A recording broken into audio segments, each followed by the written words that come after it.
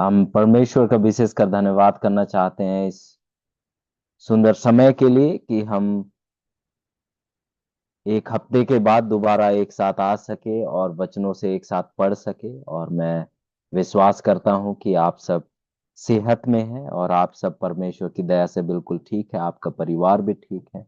और हम परमेश्वर का धन्यवाद करना चाहेंगे इन मौकों के लिए कि जहां हम बार बार जो है इस तरीके से इकट्ठा हो सके और वचनों को हम एक साथ सीख सके, क्योंकि बहुत जल्द जो है वो समय आने वाला है जब ये मौके जो है हमसे छीन ली जाएगी। ये जो इंटरनेट के माध्यम से एक दूसरे से मिलना जो है, ये एक तरफ से बिल्कुल ही समाप्त हो जाएगी। तो आइए, इससे पहले कि वो समय आए, आइए हम इस समय का हम भरपूरी से फायदा उठाएं। हम भरपूरी से जो है ऐसे पढ़ाइयों में जुड़े, एक साथ बने रहें और एक साथ सीखें, और यीशु मसीह के आगमन के लिए हम तैयार होते जाएं।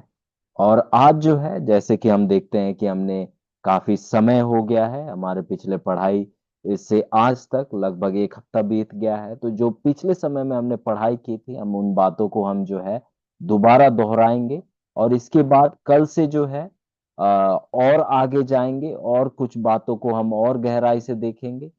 और आने वाले समय में शायद कुछ समय में बदलाव होंगे, और इसके लिए आपको जो है पास्टर इजराइल जी बताएंगे, क्योंकि कुछ मीटिंग से कारण जो है हम सभी को शायद थोड़ा समय में बदलाव करने की जरूरत पड़ेगी। तो पास्टर जी आपको इस बारे में आपको कम्युनिकेट करेंगे। पर हम परमेश्वर का धन्यवाद करना चाहते हैं कि ये समय और ये मौके हम सबके पास है कि हम सब जो है एक साथ सीख सकते हैं।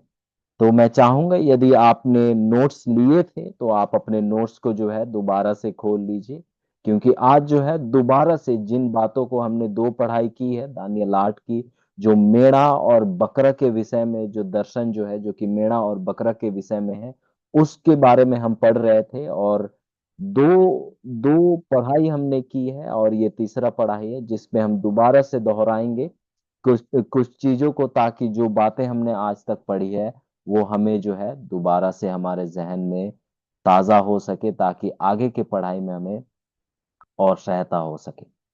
तो आइए, आप अपने बाइबलों को मेरे साथ खोल लीजिएगा और जो है हम आज की पढ़ाई में और आगे इसके साथ हम बढ़ेंगे। मुझे एक सेकंड टाइम दीजिएगा। ओके।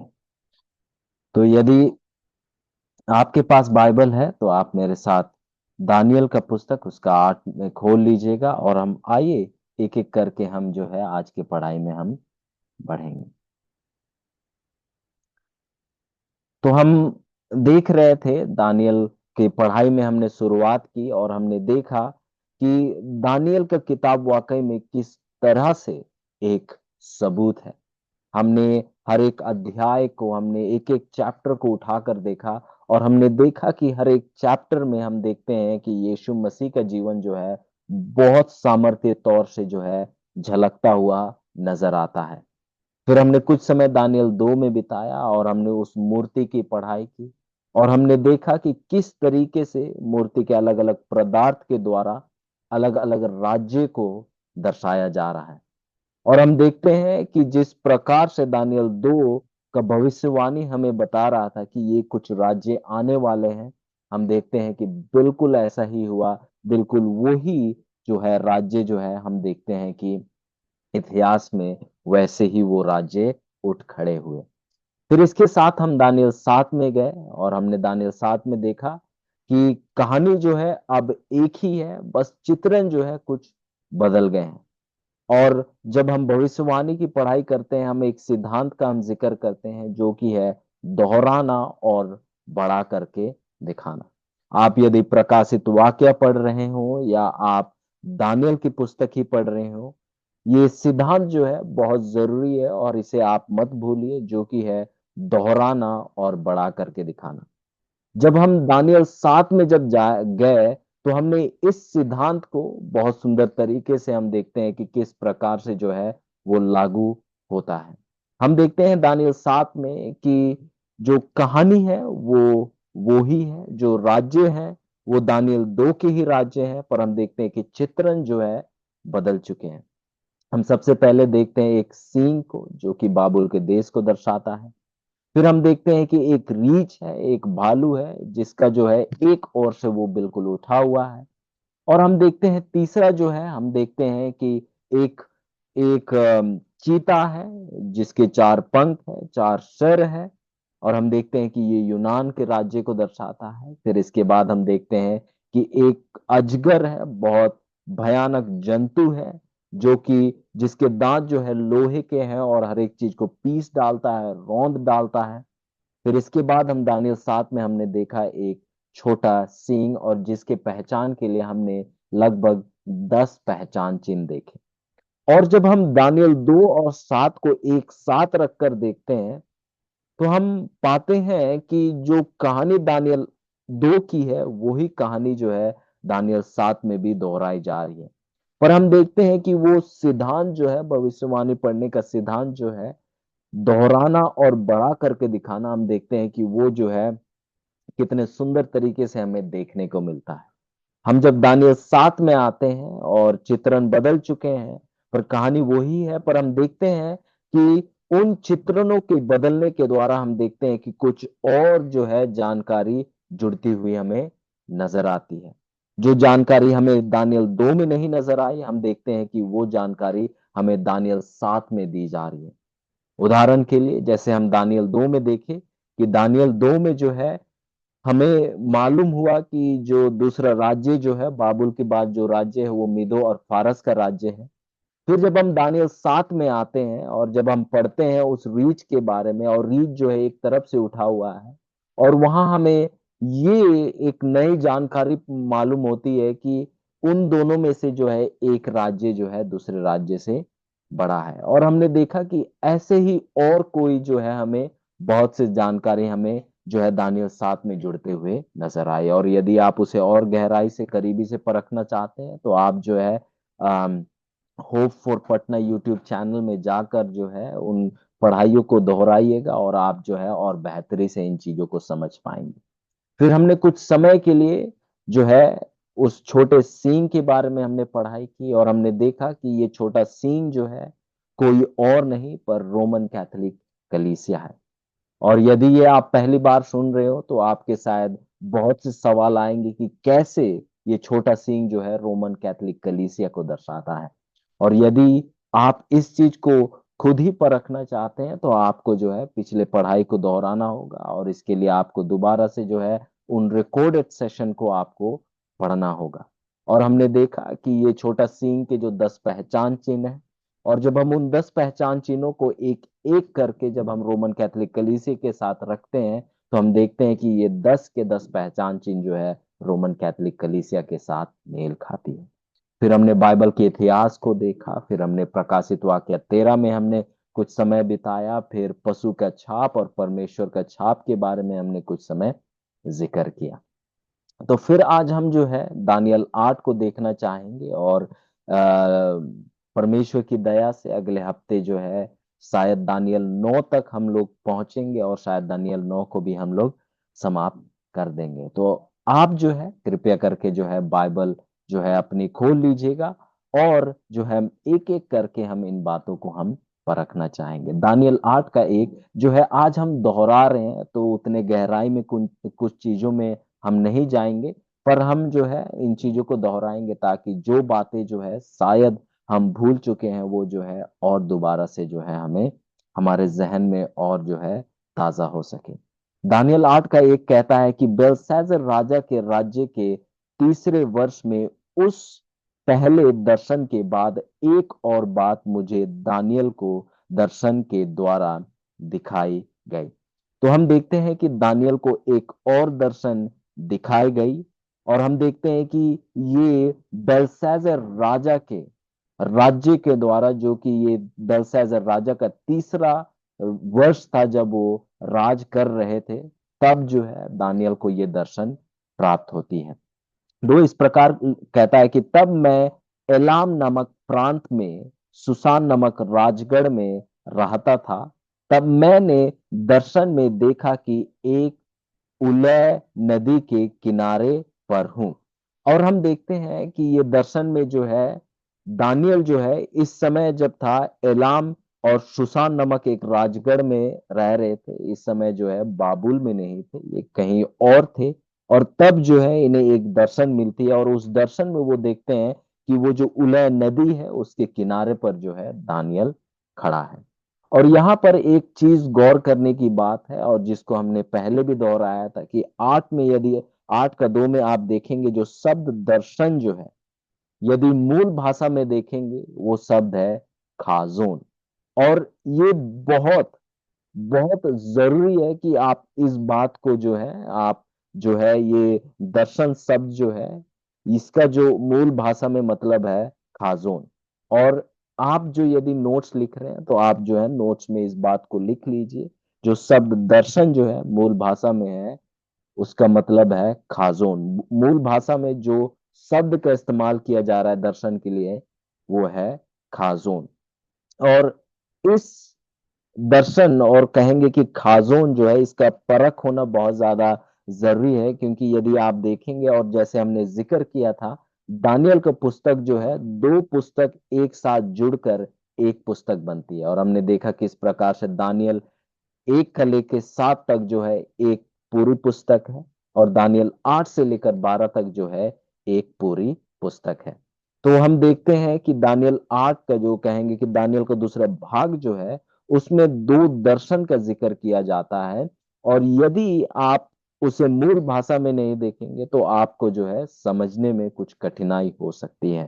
तो आप इसे लिख लीजिए, दानियल 8 का 2 जो दर्शन है उस शब्द के लिए यदि मूल भाषा में देखेंगे वो शब्द है खाजोन, क्योंकि ये बहुत ज्यादा जो है हमारे लिए महत्वपूर्ण होगा हमारे आगे के पढ़ाई में। फिर 3 में इस प्रकार लिखता है, फिर मैंने आंख उठाकर देखा कि नदी के सामने नदी के सामने दो सींगों वाला एक मेढ़ा खड़ा है। उसके दोनों सिंघों दोनों सींग बड़े हैं, परंतु उनमें से एक अधिक बड़ा है, और जो बड़ा है वह दूसरे के बाद निकला। और 4 इस प्रकार लिखता है, मैंने उस मेढ़े को देखा कि वह पश्चिम, उत्तर और दक्षिण की ओर सींग मारता है, और कोई जंतु उसके सामने खड़ा नहीं रह सकता, और ना उसके साथ हाथ से कोई किसी को बचा सकता है, और वह अपनी ही इच्छा के अनुसार काम कर के बढ़ता जाता है। तो हम यहाँ देखते हैं कि दानियल जो है, और मैं इसके लिए आपके सामने जो है एक जो है चित्र मैं पेश करूंगा ताकि आपको समझने में और बेहतरी हो। अम, अब हम देखते हैं कि दानियल को एक दर्शन प्राप्त होता है, और हम देखते हैं कि दानियल को जो है उस दर्शन में एक जंतु जो है, ये जो है चित्र के द्वारा जो है चित्रकारों ने पेश किया है। तो ये जो है मेढ़ा जो है, दानियल को एक मेढ़ा नजर आता है जिसके 2 सींग हैं। और हम देखते हैं कि ये मेढ़ा जो है जिसका 2 सींग है, हम देखते हैं कि इसके 2 सींग हैं, और इन 2 सींग में से एक सींग जो है दूसरे सींग से बड़ा है। और जैसे वचन कहता है कि दोनों सींग क्या है, बड़े हैं, पर इन दोनों दोनों सींग बड़े तो हैं, पर एक सींग जो है दूसरे सींग से बड़ा है। और फिर जब हम आगे 4 में पढ़ते हैं वचन, यह हमें बताता है कि जो सींग जो है बड़ा था, जो सींग जो बड़ा था वो जो है पहले राज्य के बाद जो है वो खड़ा होता है, पहले राज्य के बाद जो है आता है। और जैसे हम अब तक पढ़ रहे हैं, जो दूसरा राज्य था जो कि बाबुल के बाद आया वो मीदो और फारस का राज्य था। और 2 से यदि हम देखें, 2 से हमें मालूम होता है कि जो राज्य जो है बाबुल को, जिस राज्य ने बाबुल का खात्मा किया था वो द्वितीय राज्य था, मीदो और फारस का। और जब हम 7 में आते हैं तो हमें ये मालूम होता है कि जो राज्य जो है, जो ताकतवर था, जो बड़ा था, वो था फारस का राज्य।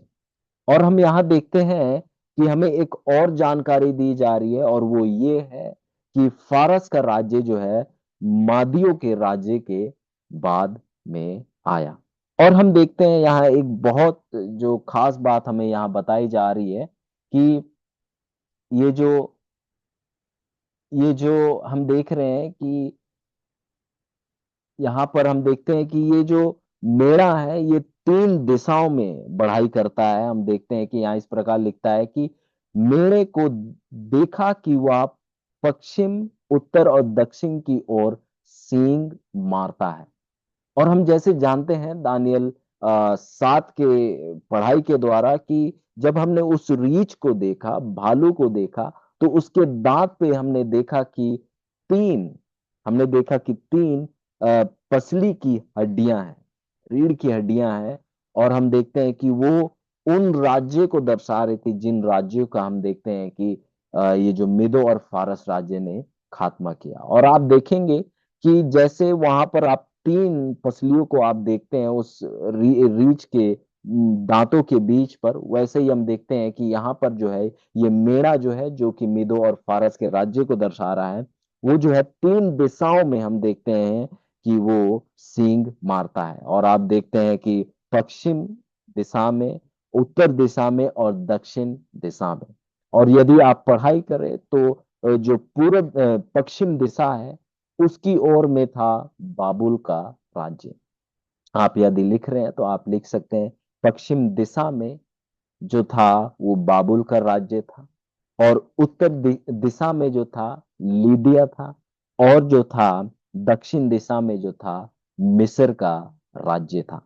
तो हम देखते हैं कि किस प्रकार से जो है परमेश्वर जो है बड़े सुंदर तरीके से जो वो सिद्धांत है दोहराना और बढ़ा करके दिखाना हमारे सामने हम देखते हैं कि हमारे सामने पेश किया जा रहा है। और आप हमें जो है वो दिशाएं बताई जा रही है कि किस दिशाओं में जो थे ये तीन राज्य थे जिनका खात्मा जो है मेदो और फारस ने किया। और यदि आप देखेंगे, यदि आज भी आप यदि मैप उठाकर देखेंगे तो आप इन सच्चाइयों को देख पाएंगे। तो फिर हम इसके साथ हम देखते हैं कि जो है ये तीन दिशा के बाद हम जब आगे बढ़ते हैं तो एक और पशु का यहाँ पर हम देखते हैं कि एक और पशु को जो है हमारे सामने पेश किया जाता है।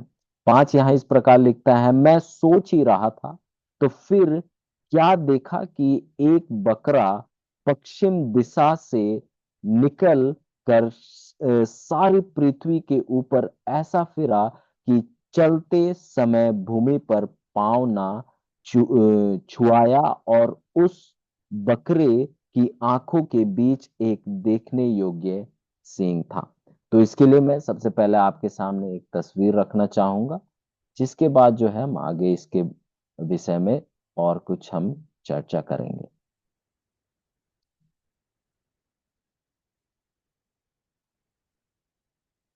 तो यदि आप कुछ चित्रों के द्वारा यदि हम इसे पेश करें तो ये जो है बकरा का कुछ ऐसा चित्रण है। आप देखेंगे कि एक बकरा है, और ये बकरा जो है इसका जो आंखों के बीच में एक देखने योग्य सींग है। और जैसे आप देख सकते हैं कि वाकई में इस चित्र में दिखाया गया है कि किस प्रकार से जो है ये सींग जो है एक देखने योग्य है। और हम देखते हैं कि ये बकरा जो है जब ये फिरता है या जब चलता है तो पांव जो है भूमि पर नहीं छूते हैं, मतलब ये बहुत तेज गति के साथ क्या होता है, ये चलता है।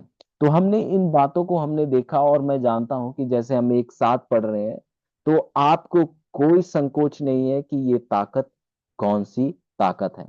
और इन चीजों को हम जब आगे बढ़ेंगे तो हम खुद देखेंगे वचन में कि वचन खुद बताता है कि ये जो है कौन से राज्य हैं।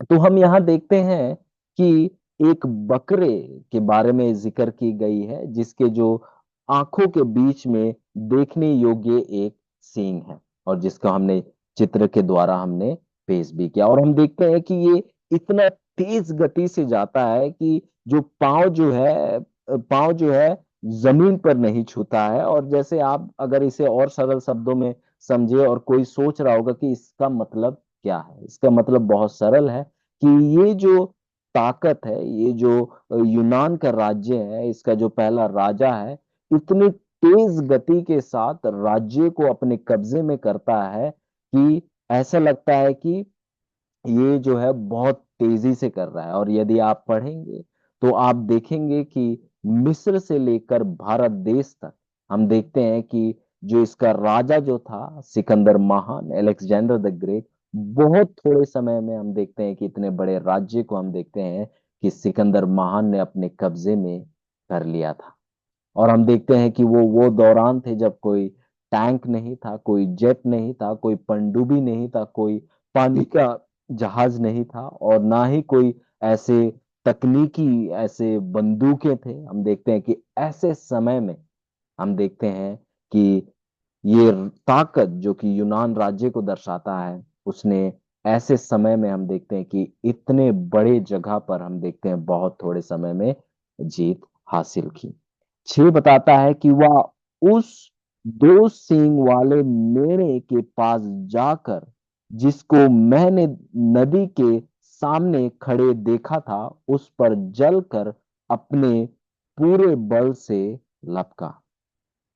7 बताता है, मैंने देखा कि वह मेढ़े के निकट आकर उस पर झुंझलाया और मेढ़े को मारकर उसके दोनों सींगों को तोड़ तोड़ दिया, और उसका सामना करने को मेढ़ा का कुछ भी वश ना चला। तब तब बकरे ने उसको भूमि पर गिरा कर रौंद डाला, और मेढ़े को उसके हाथ से छुड़ाने वाला कोई ना मिला।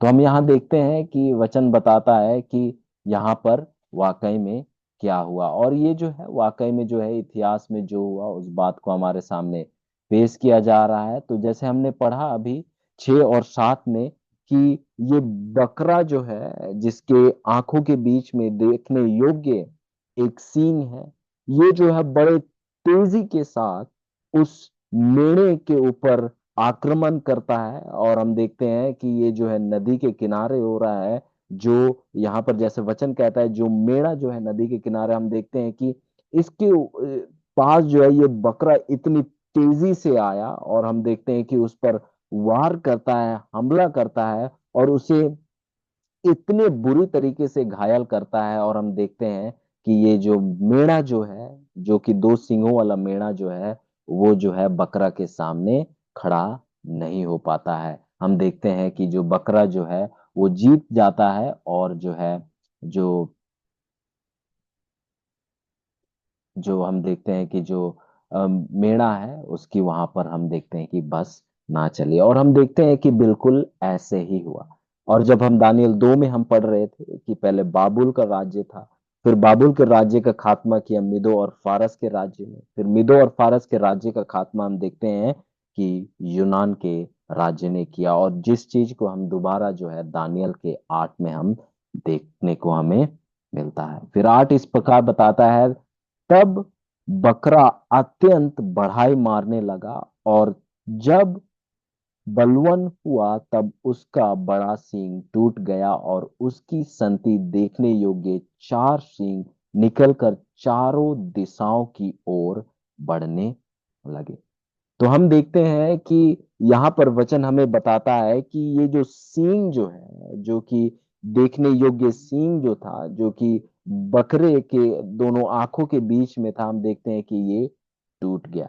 मतलब इस पर कोई वार नहीं किया गया, ऐसा कुछ नहीं हुआ जिसकी वजह से ये सींग टूटा, पर यहाँ बताता है कि वो टूट गया। और यदि आप इतिहास को पढ़े तो सिकंदर महान जो था वो बहुत बड़े हो चुके थे, बहुत उनका नाम था, लोग उनसे डरते थे। हम देखते हैं कि जब वो अपने बिल्कुल ऊंचाई पे थे, हम देखते हैं कि जब जो है हम देखते हैं कि सिकंदर महान की जो है मृत्यु हो जाती है। और यदि आप इतिहास देखें तो वो केवल 33 साल के थे जब हम देखते हैं कि उनकी बीमारी के द्वारा हम देखते हैं कि मृत्यु हो जाती है।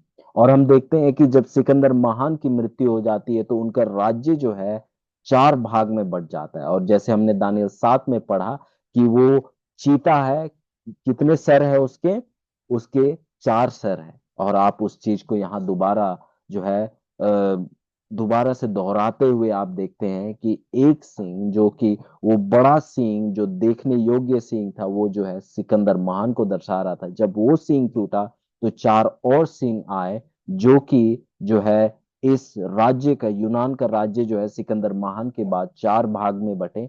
हम देखते हैं कि वो जो है वो राज्य जो है उन बड़े जनरल, उन बड़े जो कहेंगे कि आर्मी के जो संचालक थे, उनके बीच में हम देखते हैं कि वो राज्य बांटे गए। नौ इस प्रकार लिखता है कि फिर इनमें से एक छोटा सा सींग और निकला, जो दक्षिण पूरब और श्रीमनी देश की ओर बहुत ही बढ़ गया। और आप यहां देखेंगे कि छोटे सींग की हम देखते हैं कि जिक्र होते हुए, यदि आपको याद होगा तो हमने देखा था कि पहले, यदि आपने देखा था कि जो हमने पहले यदि हमने पढ़ा था, तो पहले के समय में जब हमने पढ़ा था, तो जो ताकत जो है, जो हमें कहेंगे यूनान राज्य के बाद जो राज्य हमें नजर आता है, वो कौन सा राज्य है? रोम का राज्य है। पर हम यहाँ देखते हैं कि तुरंत ही रोम के राज्य से पहले हम देखते हैं कि छोटा सींग जो है हमें नजर आता है। और कई लोग जब इस भाग को पढ़ते हैं, दानियल 8 का, और बाकी जो है दानियल 7 को पढ़ते हैं और कहते हैं कि बाइबल में जो है लिखने में कुछ गलती हुई है। पर हम देखते हैं कि यहाँ कोई गलती नहीं हुई है, पर हमें यहाँ पर कुछ समझने की बहुत ज्यादा जरूरत है। ये जो छोटा सींग के द्वारा जो है उस जो भूतप्रस्त रोम है, और जो कहेंगे जो रोमन कैथोलिक कलीसिया है, इन दोनों को, भूतप्रस्त रोम और जो कहेंगे दूसरा जो धार्मिक जो रोम था, दोनों को हम देखते हैं दर्शाया जाता है। और इस चीज को हम आगे जो है और बेहतरी से पढ़ेंगे, पर ये जो है कुछ शब्दों में मैं आपको आ, बता रहा हूँ।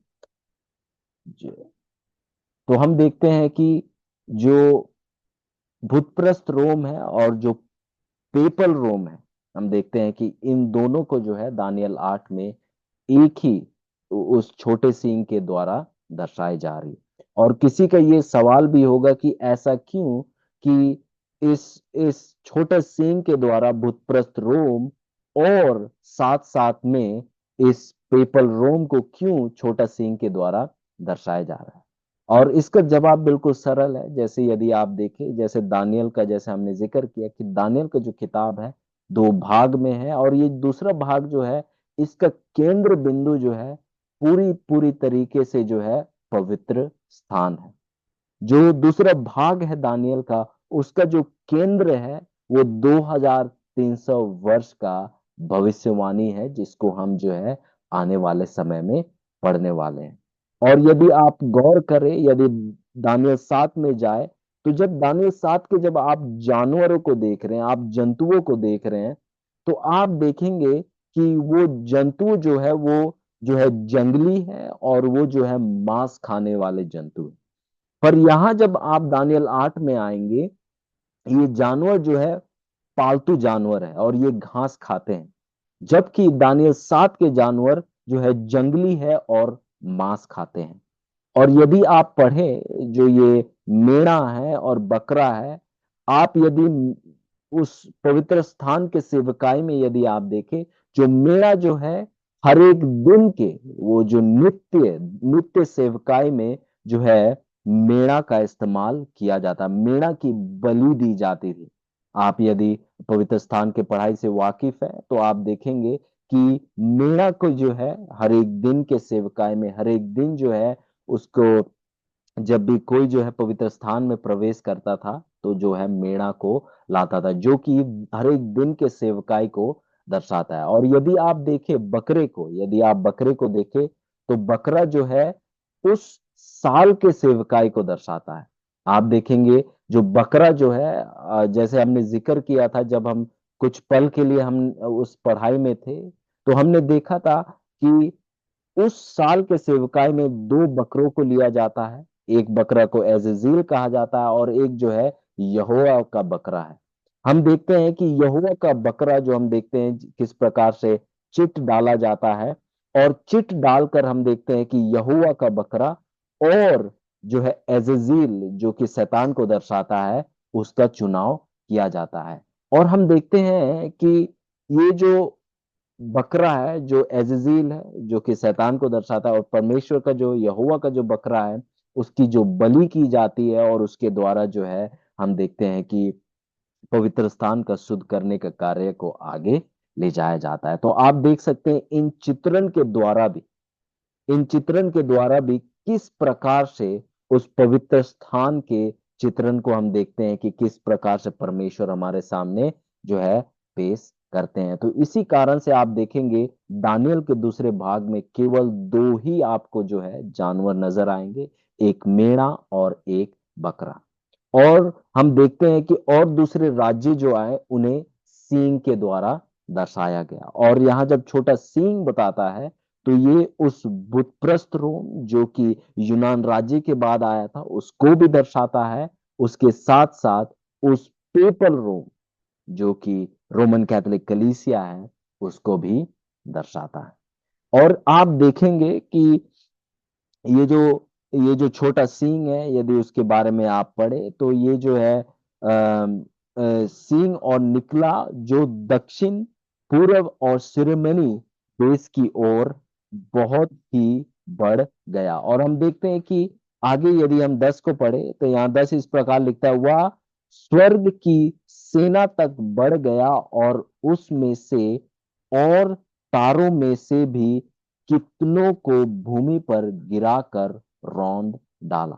तो हम देखते हैं कि केवल एक ही ताकत था जिसने ऐसा किया था, वो है रोमन कैथोलिक कलीसिया। और हमने इसके बारे में पढ़ा था, अंधकार के युग के बारे में हमने पढ़ा था, जो कि 538 ईसा पूर्व से लेके 1798 ईस्वी तक हुआ, जो कि 1260 वर्ष होते हैं। तब हमने देखा किस प्रकार से ये जो पेपल रोम है, जो कि रोमन कैथोलिक कलीसिया है, उसने किस प्रकार से जो है परमेश्वर के लोगों के ऊपर अत्याचार किया। और जैसे इतिहास हमें बताता है, लगभग 5 करोड़ ईसाइयों को जो है हम देखते हैं कि ये ताकत ने जो है मौत के घाट उतार दिया था। फिर इसके बाद हम दानियल के 8 में आए, और दानियल 8 का 11 इस प्रकार लिखता है, वरन वह उस सेना के प्रधान तक भी बढ़ गया और उसका नित्य होम बलि बंद कर दिया गया और उसका पवित्र वास स्थान गिरा दिया गया। फिर हमने इस यहाँ पर हमने बहुत समय हमने बिताया था, क्योंकि हमने देखा कि यहाँ पर जो आप शब्द देख रहे हैं होम बलि, और अंग्रेजी में आप यदि देखें तो सैक्रिफाइस, डेली सैक्रिफाइस। और यदि आप अंग्रेजी बाइबल देख रहे हो तो ये जो शब्द है सैक्रिफाइस वो जो है इटैलिक में लिखा हुआ है। और जब भी आप अंग्रेजी बाइबल में देखते हैं कोई शब्द यदि इटैलिक में लिखा हुआ है, तो वो शब्द जो है आप जान लीजिए कि वो जो है मूल भाषा में वो शब्द बिल्कुल ही नहीं है। हम बाइबल के इतिहास को पढ़ रहे थे और आप देखते हैं कि एक बाइबल जो कि बिल्कुल मूल भाषा के बिल्कुल करीब करीब है, वो है किंग जेम्स वर्जन।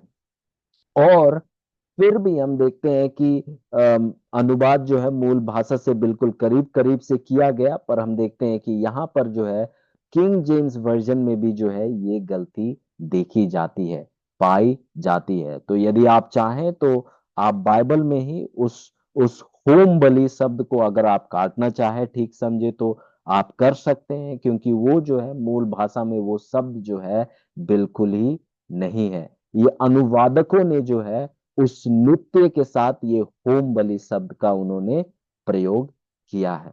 तो आपको ठीक लगे तो आप बाइबल में जो है उस होम बलि शब्द को काट सकते हैं, या आप नोट्स पे इस बात को लिख सकते हैं।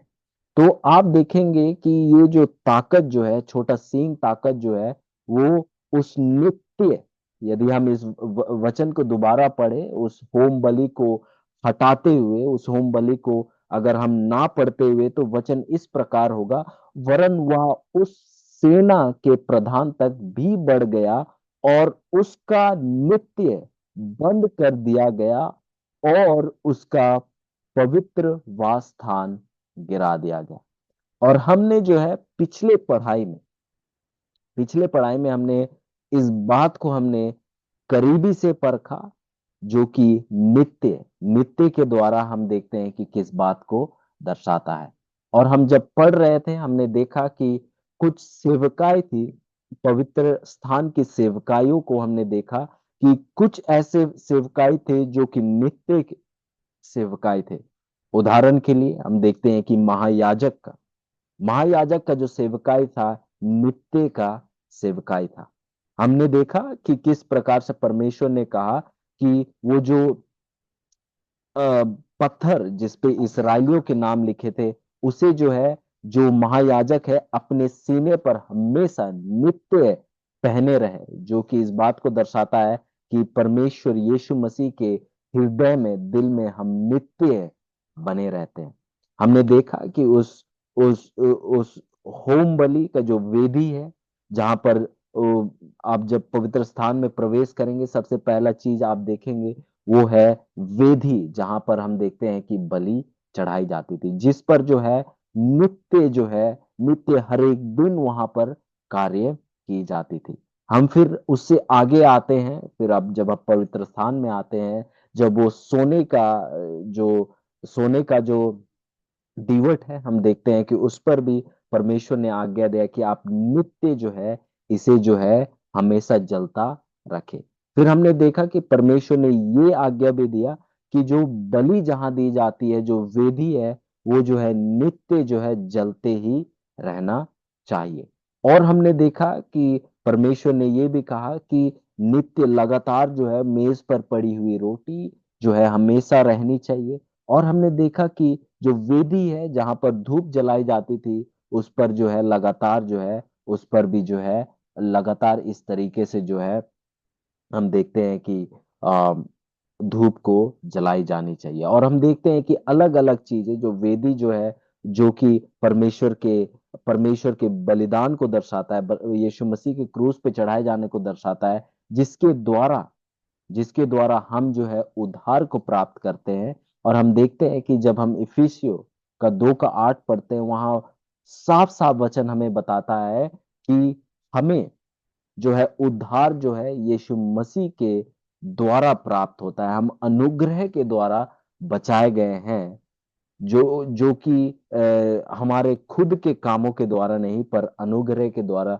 बचाए गए हैं। जो यीशु मसीह ने किया है उसके द्वारा जो है हमें जो है हमेशा का जीवन प्राप्त होता है। पर हम देखते हैं कि रोमन कैथोलिक कलीसिया जो है, जो है पूरे पूरे संसार को एक गलत सीख देती है। वो कहते हैं कि यदि आप बचना चाहते हैं तो आपको उनके तौर और तरीकों को मानना पड़ेगा। और वो ये भी सिखाते हैं, जैसे धूप वेदी जो कि प्रार्थना को दर्शाता है, वो जो है ये भी विश्वास करते हैं कि हमें जो है मरियम से प्रार्थना करने की जरूरत है, यदि हम यीशु मसीह तक पहुंचना चाहते हैं। और हम देखते हैं कि किस तरीके से जो दूसरा जो चीज है जो हमें पवित्र स्थान में नजर आता है, वो है हौदी, जो बपतिस्मा को दर्शाता है। और हम देखते हैं कि ये कुछ चीजें हैं जिनको हम देखते हैं कि रोमन कैथोलिक कलीसिया ने बदलने की कोशिश की। हम देखते हैं कि बपतिस्मा जो है, जैसे वचन हमें बताता है, वो एक ही तरीका है, वो है पूरे तरीके से पानी पर डूबने के द्वारा बपतिस्मा, जो कि वचन का जो बपतिस्मा है, जो बाइबल जिस बपतिस्मा की जिक्र करता है, वो बपतिस्मा है जिसमें आप पूरी तरीके से पानी में जो है जाते हैं। और हम देखते हैं कि इसके बाद जब हम आगे आते हैं, तो हमें जो है उस सोने का दीवट दिखता है, जो कि सेवकाई को दर्शाता है। और हम देखते हैं कि जब उस 1260 वर्ष के समय हम देखते हैं कि जब सच्चाई का सेवकाई करना चाहते थे, जब सच्चाई जो है जैसे वचन में था, उस रोशनी को जब अब लोगों तक पहुंचाना चाहते थे, हम देखते हैं कि रोमन कैथोलिक कलीसिया ने उसके विरुद्ध में आकर हम देखते हैं कि उसने काम किया। और हम देखते हैं कि किस प्रकार से जो है, हम देखते हैं किस प्रकार से जो है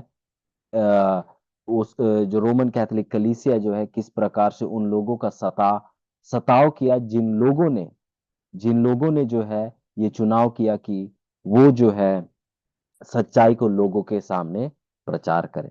फिर जब हम आगे आते हैं, जो मेज पर पड़ी हुई रोटी है, वो परमेश्वर के वचन को दर्शाता है। और हमने देखा कि किस प्रकार से रोमन कैथोलिक कलीसिया ने जो है, जो बाइबल का वो इस्तेमाल करते हैं, वो वाकई में मूल भाषा के बिल्कुल करीब नहीं है। और जब हम बाइबल के इतिहास को पढ़ रहे थे तो हमने इस बात को हमने बिल्कुल करीबी से देखा। हम देखते हैं कि रोमन कैथोलिक कलीसिया का जो बाइबल है वो जो है मूल भाषा से अनुवाद नहीं किया गया है, पर हम देखते हैं कि वो दूसरा दूसरा बाइबल जो कि हम देखते हैं वाकई में जो है सेप्ट्यूजेंट सेप्ट्यूजेंट जो कि यूनान अनुवाद है, इब्रानी भाषा का यूनान अनुवाद है, उसके द्वारा जो है अनुवाद किया गया है, जो कि वाकई में हम देखते हैं कि जैसे बाइबल जो है, जैसे किंग जेम्स वर्जन में पढ़ते हैं वैसा जो है नहीं है। और आप यदि आप देखें, 10 आज्ञा को देखें रोमन कैथोलिक के बाइबल में, आप देखेंगे कि वो बिल्कुल वैसा नहीं है जैसे आप अपने बाइबल में पाते हैं। तो आप देखेंगे कि बहुत से ऐसे जो है बाइबल में आप देखेंगे बदलाव हैं, ऐसे कहानियां हैं शायद जिनको आपने कभी सुना भी ना होगा। फिर हम देखते हैं कि जो वेदी है जिस पर धूप जलाई जाती है वो प्रार्थना को दर्शाता है।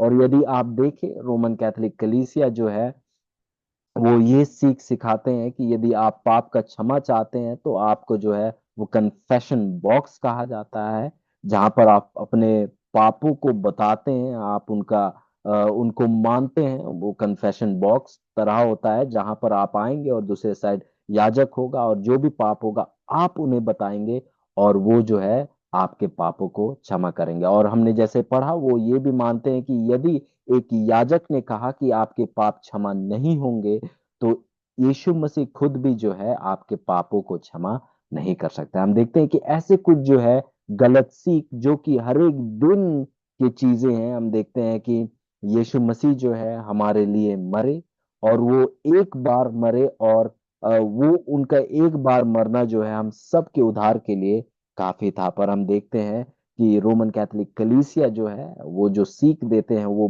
बिल्कुल ही अलग है। वो कहते हैं कि यदि आप स्वर्ग जाना चाहते हैं तो आपको जो है कुछ चंदा या दशमांश आपको देना होगा, या अन्यथा यदि आप ऐसा नहीं करेंगे तो आप स्वर्ग को नहीं जा पाएंगे। वो कहते हैं कि यदि आपको बपतिस्मा लेना है तो आप जो है आपको जो है पानी का छिड़काव के द्वारा किया जाएगा, जो है जैसे बाइबल कहती है वैसा नहीं। तो आप देखेंगे कि ऐसे जो है, जो कि जीवन के होने वाले, लगातार होने वाले चीजें, जो कि नित्य की चीजें हैं, जो कि पवित्र स्थान के सच्चाई है, हम देखते हैं कि उनको जो है किस प्रकार से इस ताकत ने हम देखते हैं कि रौंद डाला। और हम देखते हैं कि परमेश्वर फिर भी हम देखते हैं कि इन सच्चाइयों को हमारे सामने पेश करता है। यहाँ पर यदि आप पढ़े 12, और लोगों के अपराध के कारण नित्य होम बलि के सात सेना भी उसके हाथ में कर दी गई, और उस सींग के सच्चाई को मिट्टी में मिला दिया, और वह काम करते करते सफल हो गया। और हम देखते हैं कि ये जो छोटा सिंह ताकत जो है कई समय तक हम देखते हैं कि ताकत में रहा। हम देखते हैं कि 538 ईस्वी से लेकर 1798, 538 ईसा पूर्व से लेकर 1798 ईस्वी तक हम देखते हैं कि ये ताकत ताकत में रही। और हम देखते हैं कि इस समय में ये जो ताकत ने बहुत से ऐसे बदलाव किए। हम देखते हैं कि जो साबत का दिन जो है, जो कि रविवार में उन्होंने जो है पहले दिन, हफ्ते के पहले दिन में उन्होंने ले आया, वो जो 7वें दिन से उन्होंने पहले दिन में उसकी बदलाव की। और हम देखते हैं कि ये सब चीजें जो है इस ताकत में होने के दौरान इन चीजों में बदलाव हुई। और ये ताकत जो है हर एक दिन, जो कि हमारे जीवन के हर एक दिन होने वाले चीजों में हम देखते हैं कि इन्होंने बदलाव किया। और यदि आप देखें इस कलीसिया में जाए तो इस कलीसिया में आप मूर्तियों को देखेंगे। आप यदि इस कलीसिया में जाए आप देखेंगे कि यीशु मसीह से कम ये लोग जो है मरियम से ज्यादा प्रार्थना करते हैं। तो अजीजों, ये कुछ बातें थी जो कि दानियल 8 की बातें हैं, जिनको हमने जो है दोहराया है। गहराई में हमने जो है जैसे नित्य जो है जो शब्द है उसको हमने गहराई में वचन में जा जाकर नहीं देखा है, क्योंकि हमने इसको पहले ही पढ़ा था। और यदि आप इसको गहराई में देखना चाहते हैं तो इसका जो पढ़ाई है इसे हम जो है कोशिश करेंगे कि बहुत जल्द जो है यूट्यूब में अपलोड किया जाए, ताकि आप उसे पढ़ सके, ताकि ये चीजें और आपके लिए जो है और स्पष्ट हो सके। तो आइए हम सभी प्रार्थना में जाएंगे, और आइए हम इन सच्चाइयों को जब हम जानते हैं अपने तक ना सीमित रखें, पर हम दूसरों को भी बताएं। क्योंकि बहुत से लोग, बहुत से हमारे रोमन कैथोलिक कलीसिया में भाई बहन हैं, वो बहुत वफादार हैं, हमसे भी बहुत वफादार है, हमसे अधिक यीशु मसीह से प्रेम करते हैं, पर क्योंकि वो सच्चाई को नहीं जानते हैं, वो वहां पर है। आइए हम उन तक इन सच्चाइयों को बताएं। क्योंकि हम देखते हैं कि जैसे ये भविष्यवाणी की बातें हमारे सामने रखी गई है, हम देखते हैं कि वैसे ही ये बातें जो है हमारे सामने पूरी भी होती चली गई है।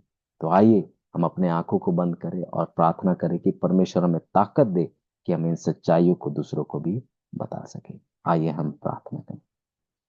महान दयालु स्वर्गीय पिता, हम आपका धन्यवाद करते हैं क्योंकि आपने ये मौका दिया कि हम दोबारा से उन पढ़ाइयों को दोहरा सके, और हमारे साथ रहिए कि हम इन बातों को अपने तक ना रखें, पर हम दूसरों को भी बताने वाले हैं। हमें आप में बढ़ाइए, हमें आप जैसे बनाइए, और हमें जो है आप में लगातार उन सच्चाइयों को जानते हुए उन सच्चाइयों के अनुसार खड़े होने में सहायता कीजिए। मेरे भाई और बहनों के साथ रहिए, उनके भूख और प्यास को आपके वचन के लिए बढ़ाइए, और वो आप में लगातार बने रहे और आपके लिए बड़े बड़े काम करने वाले हो सके, उन्हें पाप के ऊपर जीत हासिल करने में सहायता कीजिए। धन्यवाद करते हैं क्योंकि आप हमारे साथ हैं। धन्यवाद करते हैं क्योंकि आप हमें कभी नहीं छोड़ेंगे। धन्यवाद करते हुए इस विनती को आपके प्यारे पुत्र यीशु मसीह के नाम से मांगते हैं। आमीन।